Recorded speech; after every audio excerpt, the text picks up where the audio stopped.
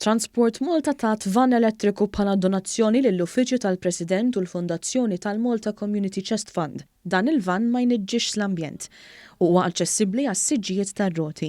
Il-van elettriku jista' jintuża wkoll minn għaqdiet mhux governattivi oħrajn li jaħdmu mal-Fondazzjoni u jkunu jeħtieġu is-servizz tiegħu.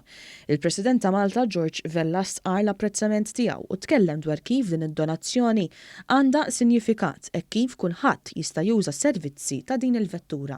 Qegħdin nagħmlu riflessjoni fuq il-bżonn li nibżgħu għall-ambjent għal il-karozza hija elettrika u allura tagħtu messaġġ tal-bżonn li mmorru b'sistemi li huma inqas taħsar għall-ambjent u fl-istess ħin ukoll din hija lesta biex anki jkunu jistgħu jitilgħu fiha nies li għandhom ċertu inkapaċitajiet. Preżenti għal din id-donazzjoni kien hemm il-Ministru għat-Trasporti Burġ illi apparti li semma lan nobli tkellem fuq ħidmet il-Gvern dwar bidla fil-kultura tat-trasport.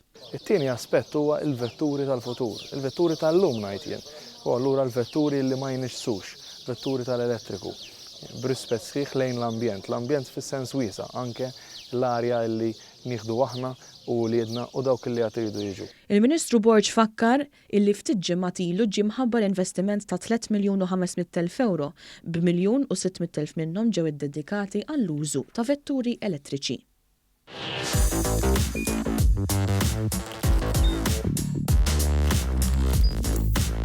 Idħol fuq one.com.mt u hemmhekk tista' tara l-programmi kollha li jxandru fuq One permezz ta' One Play.